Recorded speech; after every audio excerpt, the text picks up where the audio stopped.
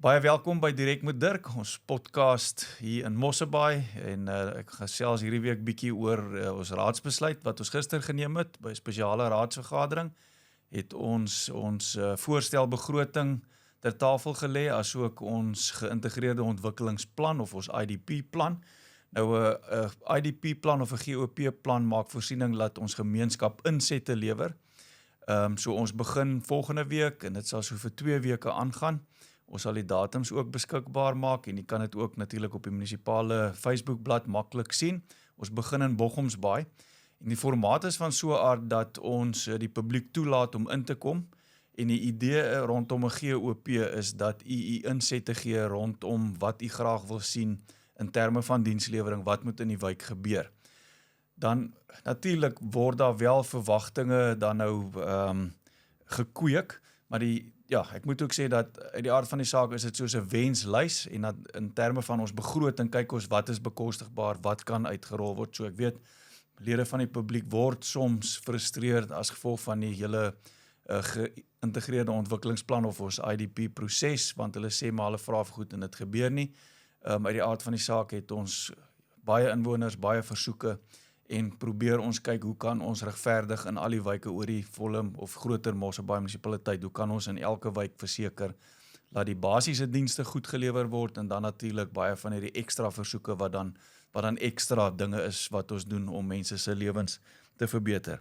So die versoek is of die uitdaging is, ons is oop, gesels gerus met ons, neem deel aan hierdie proses, wetgewing maak voorsien daarvoor dat in terme van ons begroting ons geïntegreerde ontwikkelingsplan saam moet dit werk, so dit is ons langtermynbeplanning, korttermynbeplanning en u is veronderstel in terme van ons demokrasie om deel daarvan te wees en om u sê te sê, so ons nooi uitgesels gerus met ons, dat ons sien wat u behoefte in die omgewing is.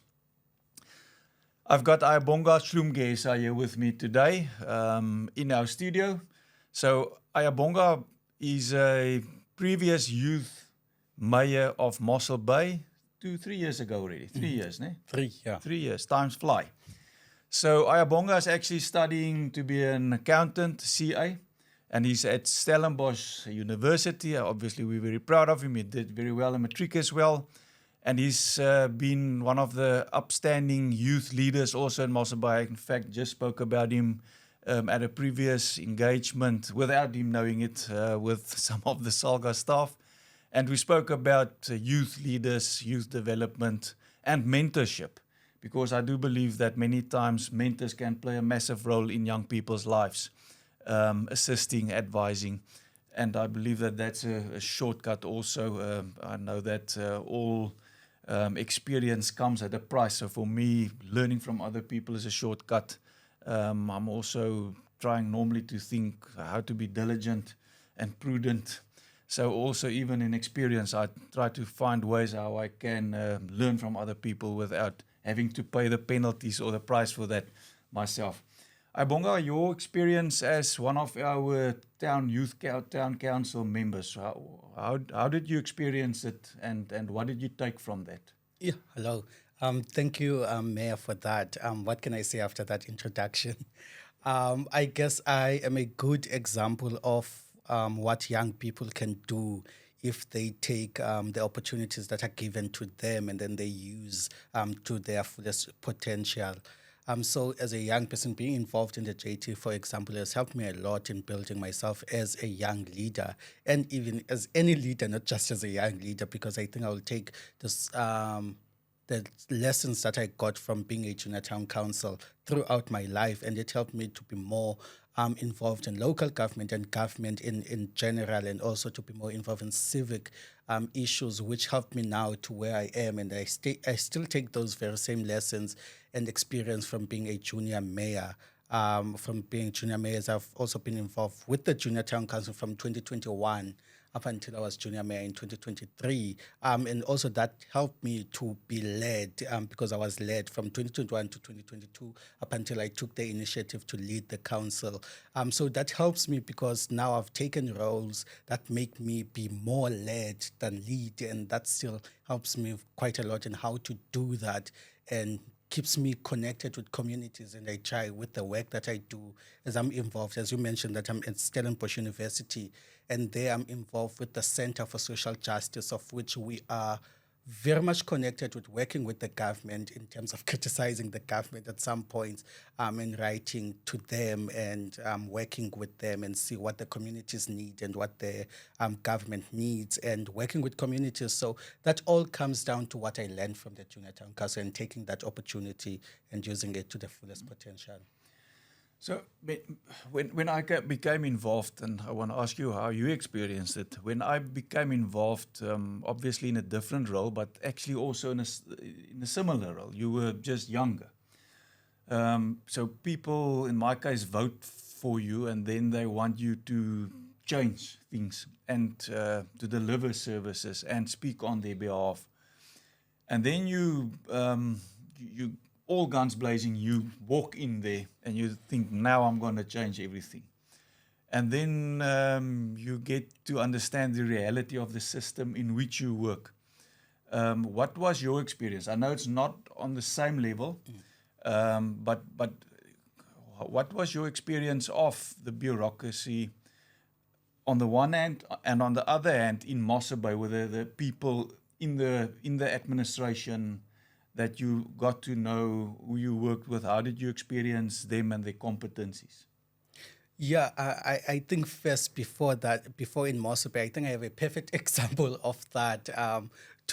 Before I go there, someone I spoke to earlier on in the year when I faced that I did this year, and then the person told me that there's a point where if you're a person who thinks that you're a mover or shaker, there's a point in every leader's life where you are faced with a hard reality, that the world isn't ready to be moved or shaked when you want it moved or shaked.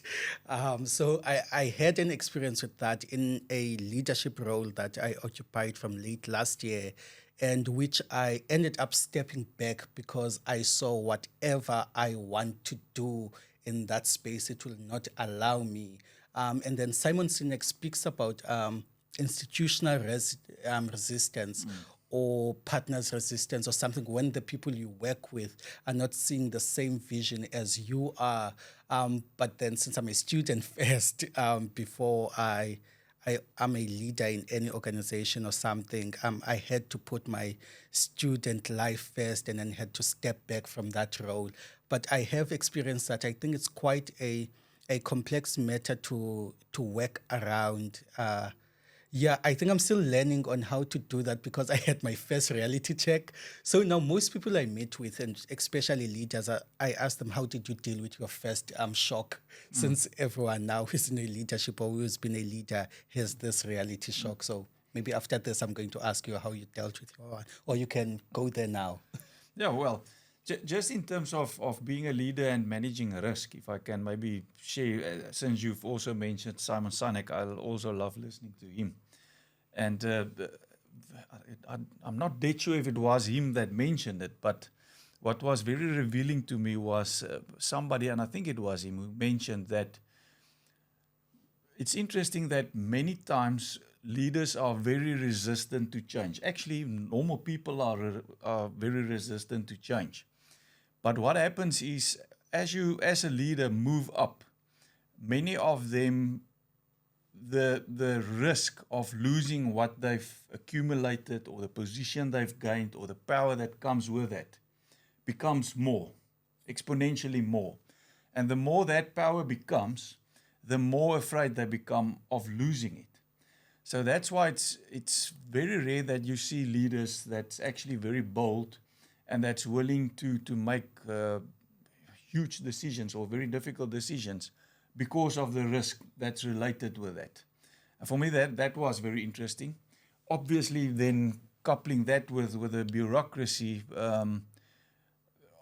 within the system and the vastly legislated system in which we function in municipalities in South Africa. I mean, we work with, I think I've heard, around about 200 pieces of ordinances or bylaws, national government legislation, provincial, and then local government legislation.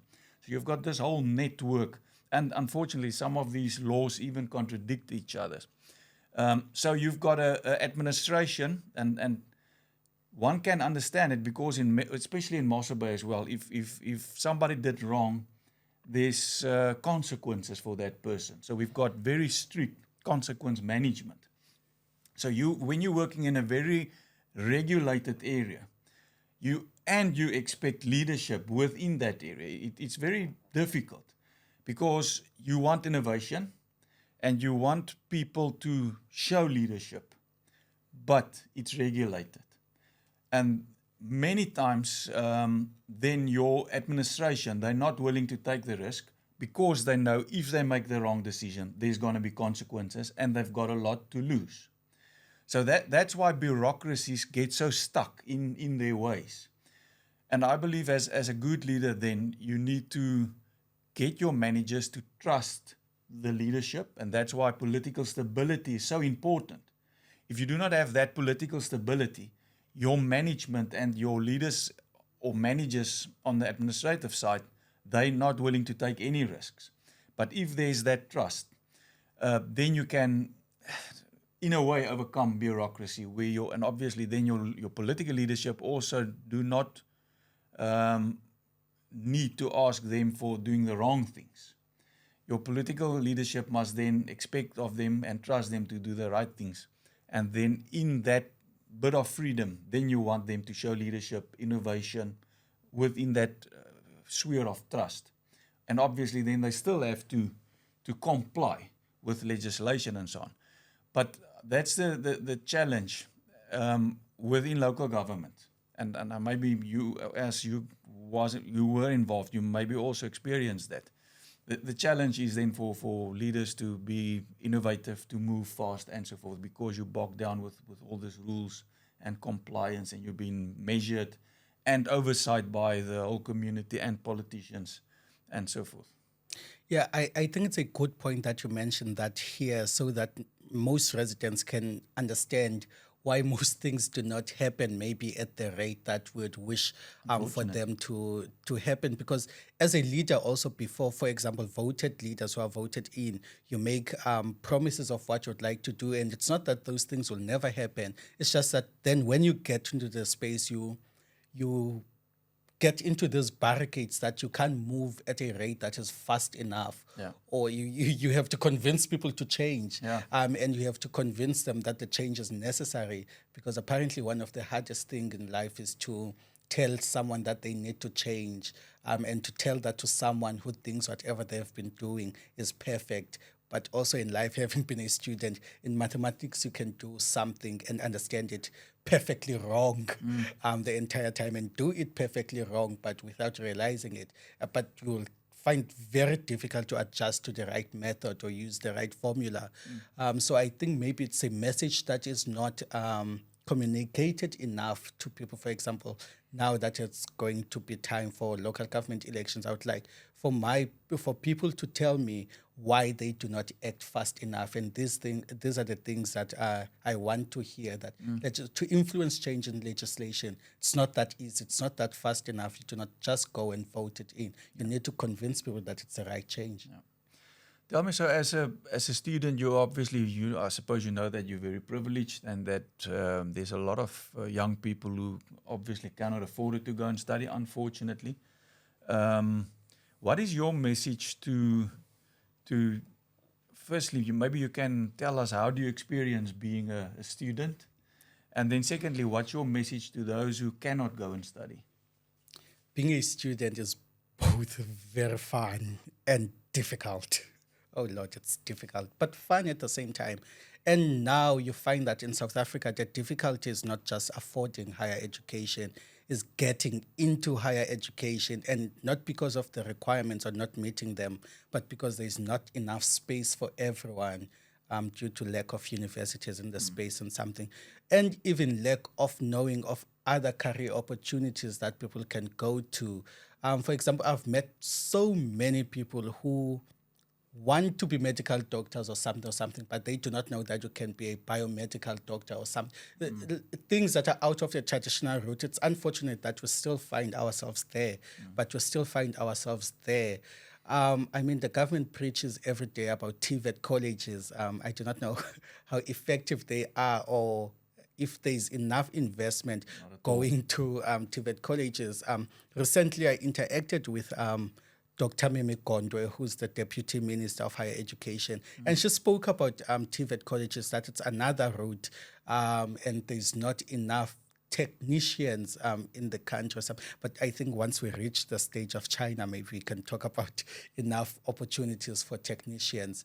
But she also spoke about community colleges and something. But I said to her, NSFAS does not fund all of these other things, and the other thing is affordability. So you can preach TVET colleges or community colleges and everything, but if there's no funding with that, there's nothing one can do. So I do not think maybe people, because we always speak about, and I think it's a positive thing that we say people must take initiative, they must see what they can do. But most of the time, there's so much you can do as a person who does not influence politics, who does not build universities, who does not invest in TVET colleges. Maybe it's time then we push more to the government side than asking people, what can you do? Because I think the moment you step out of grade 12 or get into grade 12, you already feel the pressure to go somewhere and you try hard enough to get there. I do not think people are just like, I'm waiting for government to come here and apply for me and stuff like that. I've seen in Tucson, in the indoor sports center, the numbers are rising of young people who are going there for the free services, for free CVs, and to get their applications done for university, but they just can't get in. And it's not a financial block or anything like that. It's space issue. Yeah, definitely. There's a space issue as well, definitely. Tell me on your message to young people who cannot go to university. Obviously, with that is also the unemployment crisis that we currently struggling with.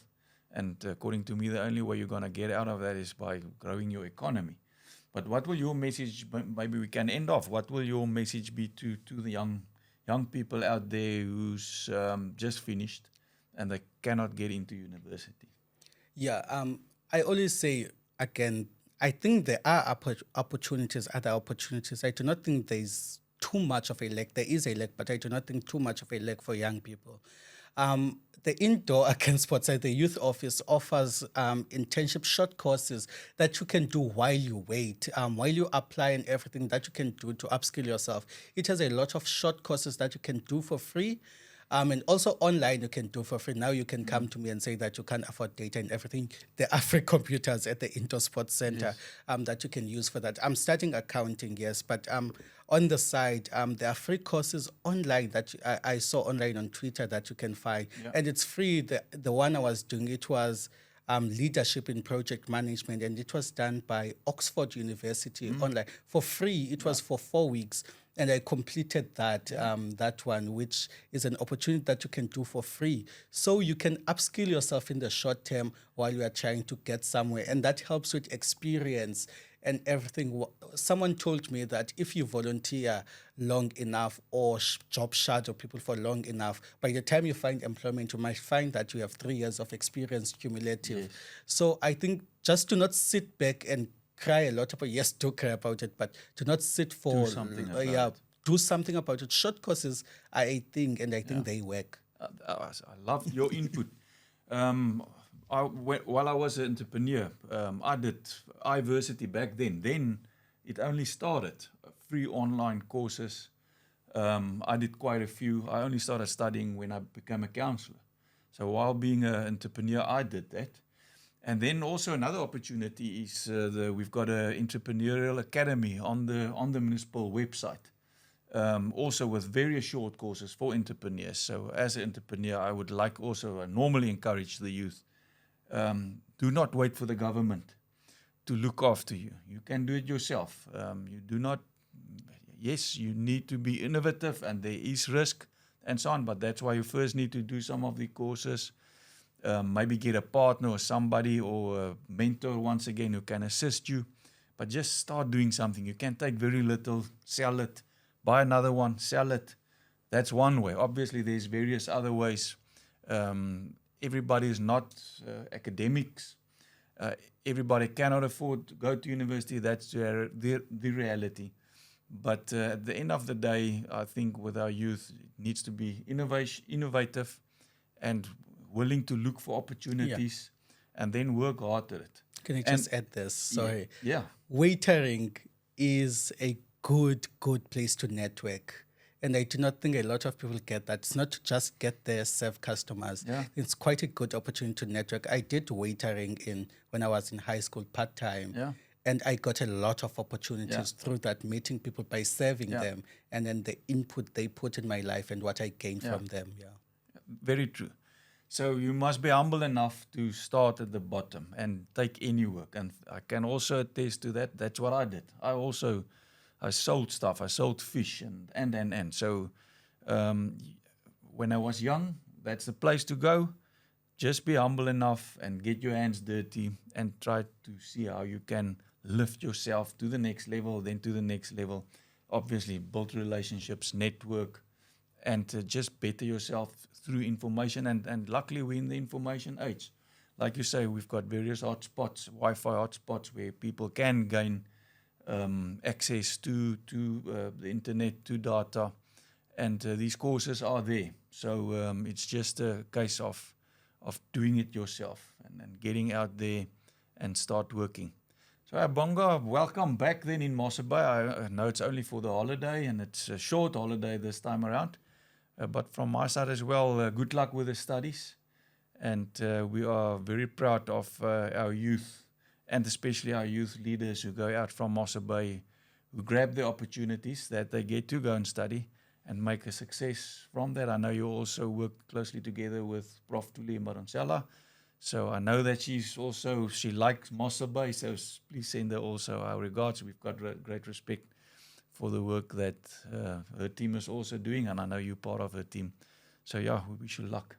Thank you very much, Mr. Mayor. It's always good to be back at home. There you go. So ek het die potgooi begin rondom langtermynbeplanning, ons geïntegreerde ontwikkelingsplan.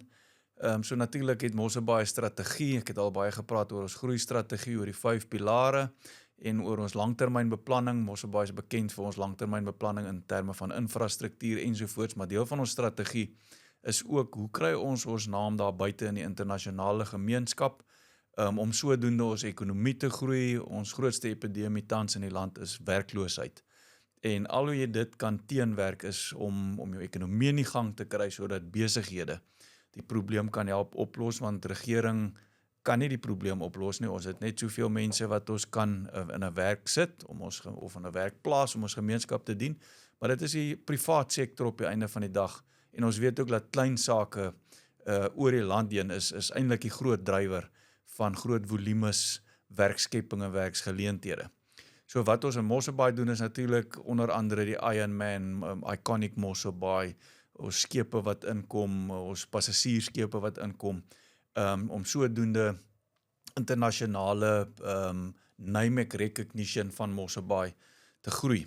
So een van die projekte wat ons ook aangepak het was die Bloomberg Cities kompetisie. Ons het 'n item na die raad geneem en ons besluit dat ons gaan deelneem in daai kompetisie. En terwyl ons nou besig is met die begroting, was die hele idee om betrokke te raak, om volhoubaarheid te bewerkstellig, om Mosse Bay se naam op buite te kry, om moontlik fondse te ontsluit, veral vir ons arm gemeenskappe, sodat die geld nie kom uit die sakke van ons belastingbetaler nie. Ongelukkig het daar toe nou 'n hele verdagmakingsveld tog ook gekom saam met dit, want deel van die Bloomberg Cities projek is die Sustainability Development Goals wat jy moet aanvaar, en dit is dan nou basies hoe jy kyk laat jou gemeenskappe uit armoede verlig, of hoe armoedeverligting plaasvind, hoe jy na jou omgewing kyk, hoe jy jou dorp volhoubaar bestuur, hoe jy volhoubare energie, soos ons projekte wat ons uitrol in terme van sonplaas, hoe jy dit kan bewerkstellig, hoe jy basiese dienslewering kan bevorder, hoe jy innovasie kan bevorder. Alles dinge, of 'n klomp van hierdie dinge, in terme byvoorbeeld skoon finansiële bestuur of goeie regering. Dis alles dinge waarvan Mosse Bay baie goeie track record het, dat ons dit reeds doen. So dit was baie maklik om hierdie projekte wat ons reeds het, om dit te verpak, en om deel te raak dan nou van hierdie hele projek wat Salga dryf en die Bloomberg City kompetisie. Ongelukkig het ons nie gewen nie, burgemeester John en die Loos van die stad Kaapstad gewen. Dit klink vir my is net ons en stad Kaapstad wat deelgeneem het in die Weskaap, baie geluk aan hom. En die voordeel vir sy stad was die feit dat hulle $1 miljoen dan basies kon wen. Maar ja, soos ek gesê het, ongelukkig was daar 'n vreeslike verdagmakingsveld tog rondom 'n sogenaamde Agenda 2030. Ek weet nie persoonlik wat dit beteken nie, en soos ek nou genoem het, die hele idee hoekom daar betrokke geraak was en is op hierdie stadium deur die Mosselbaai munisipaliteit, is om te kyk hoe ons volhoubaarheid kan bewerkstellig. Ja, so die sustainability, development goals word aangeneem, en ons gaan kyk en ons wys eintlik al klaar, hoe Mosselbaai inkoop, hoe ons eintlik al reeds beste praktyk, ek dink in die land moontlik met baie van hierdie verskillende doelwitte dan is. So byvoorbeeld in Kuga, by burgemeester Hatting Borman, is die plastiekpad wat hulle daar gebou het, was befonds deur hierdie projek, of deur hierdie Salga inisiatief. So die hele doelwit is nie 'n Agenda 2030 nie, en soos ek sê, ek weet nie eintlik wat dit beteken nie, en ek gee ook nie vreeslik om nie. Die intensie vir Mosselbaai munisipaliteit is om volhoubaarheid te bewerkstellig, en dat ons nie ons belastingbetalers nog ekstra geld kos om te kyk, hoe kan ons vir ons armer gemeenskappe ook sorg dat hulle dieselfde tipe dienslewering ervaar as in ander gemeenskappe.